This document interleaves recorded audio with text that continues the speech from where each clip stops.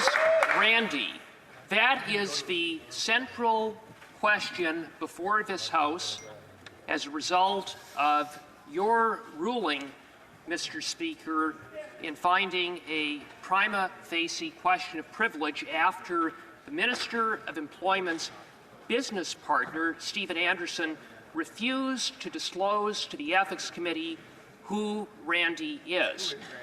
The Ethics Committee's probe into Randy began when Global News reported that the Minister of Employment was involved in a shady PPE company called Global Health Imports with Stephen Anderson. According to Global News, the minister had been a partner at Global Health Imports along with Stephen Anderson up until the time that he had been elected in 2021, and that he continued to maintain a 50% ownership stake with Anderson. Global News reported Mr. Anderson. that the company was mired in allegations of fraud and ripping off clients. Indeed, multiple judgments have been issued against the minister's company by Alberta courts. Alberta courts have ordered the minister's company to pay back clients $7.8 million for ripping them off. And Global Health Imports faces a litany of other lawsuits, including a lawsuit commenced by a California-based company, the Gowie Group. The Gowie Group, like other clients of the minister's company, purchased PPE. The PPE was never delivered, but the Gowie Group was on the hook for $500,000, having transferred a $500,000 deposit to the minister's company. Now, one of the excuses provided by Stephen Anderson for the failure to deliver PPE was the Global Health Imports warehouse burned down. Amazingly, 2 weeks after Global Health Imports received the $500,000. And then Anderson was reported to have told the Gowie Group that once they collected the insurance money, maybe then he would be in a position to repay the $500,000 deposit. And the Edmonton police, in their investigation of the fire, concluded that in all likelihood it was arson. Just by coincidence, Mr. Speaker. So here you have a minister involved in a shady company, mired in allegations of fraud, ordered by Alberta courts to pay back clients $7.8 million, where there are allegations or evidence of potential arson and insurance fraud. I would submit that on that alone, that ought to have been enough for the Prime Minister to tell the Minister of Employment, you're fired, you're out of cabinet. But there's more, because Global News reported that someone named Randy, connected with Global Health Imports, was involved in shaking down the Gowie Group for that $500,000 deposit, and that was evidenced in text messages.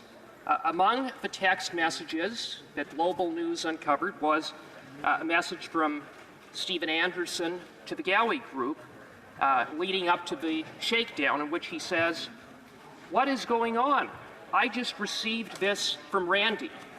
And then he copied and pasted the message that he had received from Randy that states, "Anderson, it's 1314 MST and 1514 EST. It literally takes 10 seconds to complete a transfer. I'm telling you, we are not allocating like this. It's midday and nothing is completed. I'm calling Felix to discuss. Be available in 15 for a partner call." Now, why are these text messages so significant? Well, very simply, because if the minister is the Randy in those text messages, then the minister broke the law. Yeah. The Conflict of Interest Act is clear. A minister of the Crown shall not be involved in the operations of a business. If the minister is that Randy, then the minister was involved in the operations of the business, working to secure a $500,000 deposit for Global Health Imports, not to mention participating in a partners meeting.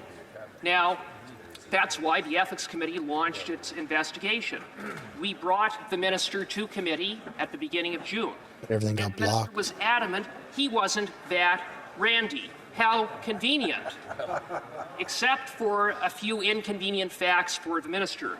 First of all, the Gowie Group believed at all times that the Minister of Employment was that randy in the text messages.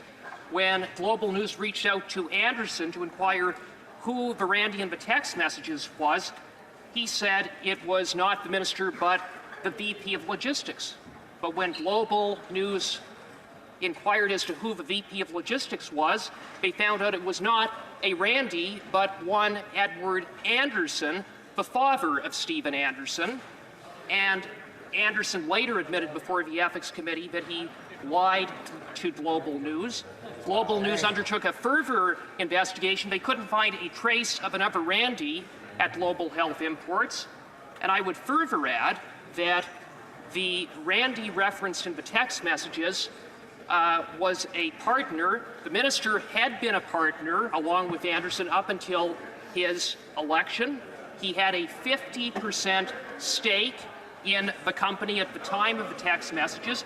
And according to the minister's own evidence at committee, he admitted that it was a small operation, that there were a handful of people in the company, him, Anderson, and a few others. So, in the face of that, without a trace of another randy, without any explanation for who this other randy could be, there is only one reasonable inference that can be drawn, and that is that the Minister of Employment is the randy in the text messages.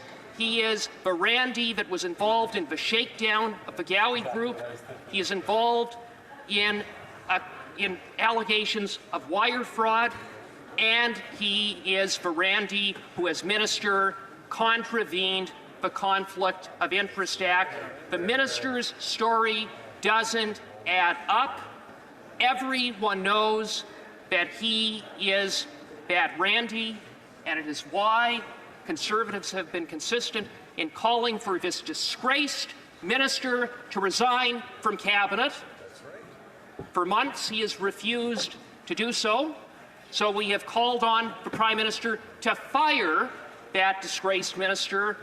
But of course, this scandal-plagued, conflict-ridden Prime Minister has been found guilty not once but twice of violating the Conflict of Interest Act. He is standing behind his corrupt minister. It is an absolute disgrace. It underscores why this government can't be replaced soon enough and why this country needs a carbon tax election and a carbon tax election now.